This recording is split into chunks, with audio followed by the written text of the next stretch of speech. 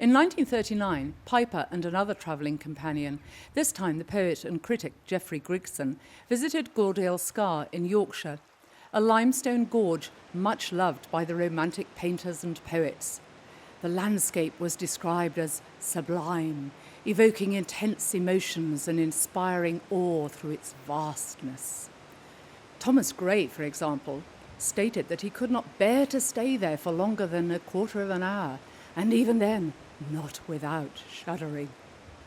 The gorge was considered unpaintable, that is, until James Ward came along and painted this huge work.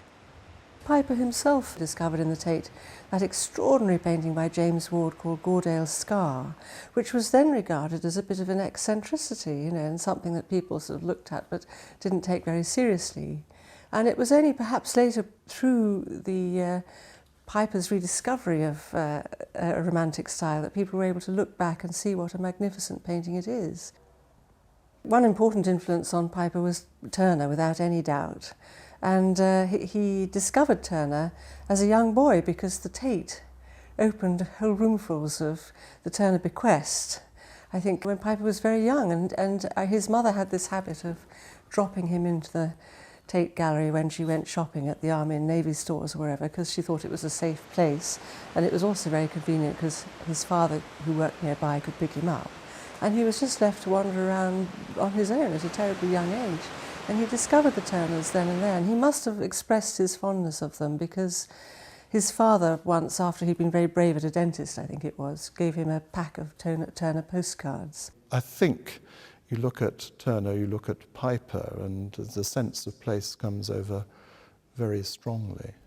The romanticism, that sense of this is unique in time and place, I think is very valuable. Piper was attempting to combine a sense of place and quality with his earlier abstract experience. In the winter, when the tourists are not there, it's possible to see the place just as the early travellers and the later poets and painters saw it. So, Ward and Turner influenced Piper's work, and we've also got Fuseli, Cézanne, Picasso, Diaghilev, plus the writers and poets Coleridge and Gerald Manley Hopkins. Who else for this steamy mix? The influences on him, they're in the 1930s, especially as he moved towards a kind of figuration.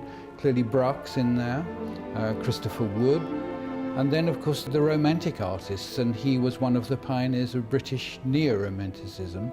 He did the famous book about them at the time, in the 1940s in fact, which took you back to the roots of neo-romanticism in the Romantic movement in England. Again, a rather broadly interpreted definition of that too, but I think he brilliantly appropriated some of the things he got from that in his own painting. He did like obscure artists. Another one is C.R.W. Nevinson, for example. He liked that man with having those initials. And Frank Brangwyn was another who has his enthusiasms. He loved Cotman, and he loved especially his architectural drawings, the many, many drawings and prints that he made of ruined abbeys and churches in East Anglia. And he realised that Cotman had been looking at those buildings at a particular moment before the Victorians began to restore and renovate and alter. So as he said, they were ripe with decay. And Piper loved this sense of the ruination being allowed to remain, being allowed to be part of the building's character. He brought into the 20th century many of the grander things that he admired in British art from the 18th and 19th centuries, and allied them to many of the more up-to-date choppings and changes that we've seen right through the 20th century. I found I was English and romantic, so I looked at Cotman, Turner, Blake, Palmer, and painters in that tradition, and tried to draw things that I seemed born to love. Clearly one key influence in terms of colour was Matisse. Perhaps eclecticism isn't the right word to use quite with John, but what I always admired about him, he doesn't have any chronological divisions which are artificial, and he's as liable to take inspiration from Matisse as he is a Romanesque sculpture, say, and the distance between those two is not that great for him. I'm sure you're familiar with the rather wonderful drawings he made of stained glass very early on in his career, almost at the beginning, some of the earliest things we know. Brilliantly done, with a tremendous sense of their colour and their intensity of colour.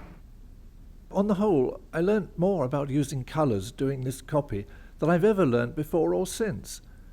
The work had a life and personality that's rare and fragile, beyond price for those that feel its presence. The jewel-like brilliance of Grateless 13th century glass would prove to be a lasting inspiration.